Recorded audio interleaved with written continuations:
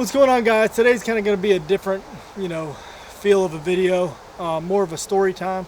So as many of you know, and some of you probably don't know, this is my third year ever deer hunting, second year archery wise. So I've taken a total of 4 deer this far, or so far with my Bowtech SS34.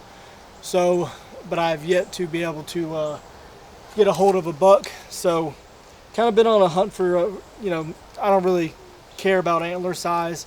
I've had a bunch of little 4 points and some 6 points showing up on one of my pieces of property I have down south.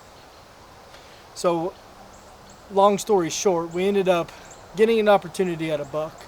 So we went down south to one of my pieces of private and had a little 4 point come in. We ended up taking a shot at it. I felt like I was a really good shot. I feel like I took my time.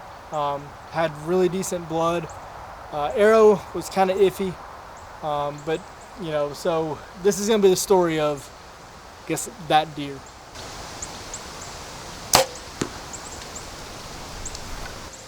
All right, so let's paint the picture for you. So sitting in a blind about 9:30 in the morning, not doing what I was supposed to be doing, sitting there playing on my phone. Anyway, so this little 4 point comes probably 3, maybe 4 foot away from the blind on my left side, which would be on my back. He came around, stayed that close to the blind, walked right in front of the blind, stopped and looked right in at me. Stayed super still. Somehow he didn't spook, didn't run away. Then he proceeded to walk up toward where I have my bait, my little corn pile. We are in Georgia, so it's 100% legal here. So he ate, never gave me a broadside shot, was facing dead at me the whole entire time. So I bided my time, sitting there holding my bow, shaking like a leaf more than likely, getting that buck fever over a 4 point, because I ain't never seen a buck in person before, besides on the side of the road or whatnot. Never when I'm actually in the hunting blind. So he proceeds to come across. There's a little bit of a break in the, I guess, 2 trees that are right there, probably a 2.5, 3 foot slot. So he gets across there. I go meh. He stops, gives me a, he's quartering away from me.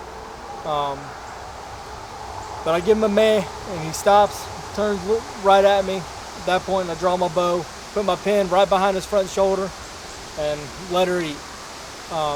He doesn't really even run. He kind of more so trots off, stops about 20 yards down, and just stands there.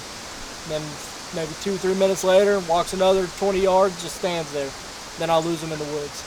So I'll wait probably 25-30 minutes before I even get out of the blind.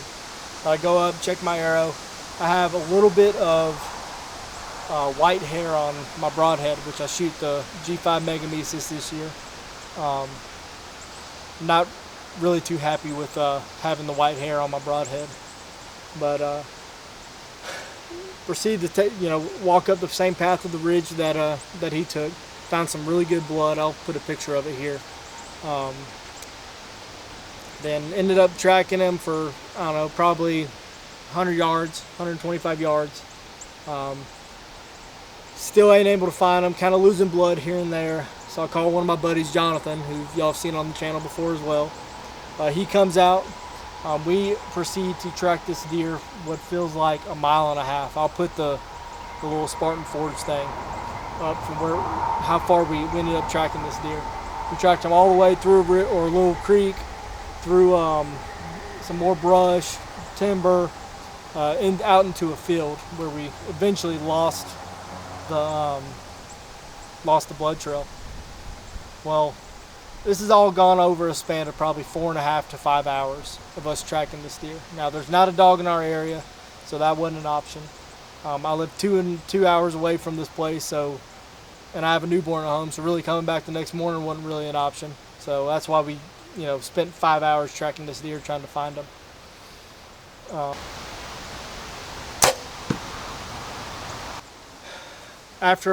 Man, this sun is killing my video quality here. Let me knock down my aperture a little bit.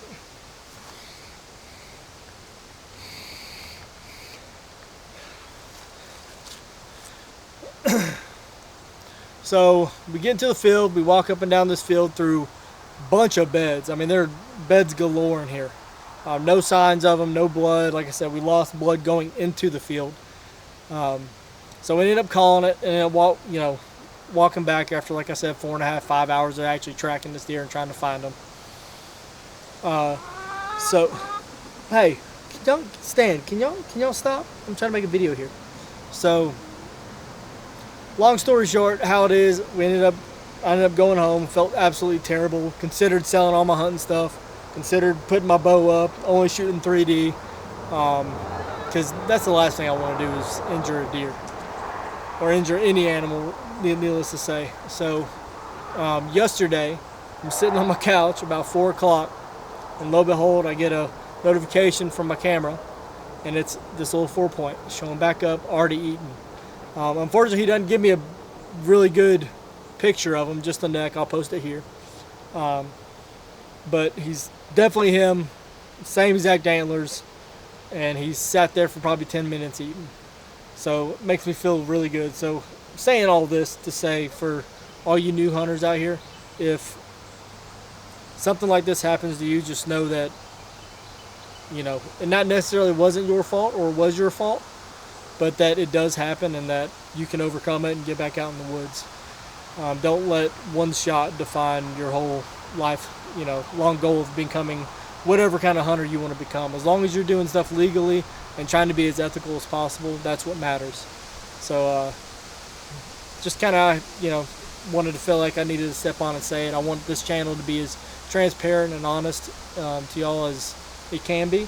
I don't want to be any kind of like, you only show the good stuff. I want to be able to show the bad stuff too, because that does happen. Everything isn't always good. It's not always perfect. It isn't always out exactly how it's supposed to be written out the plan. So I appreciate y'all sticking around for my little story time. If you like the kind of content we put out, make sure you hit the subscribe, like, and comment down below, and I will see y'all next time.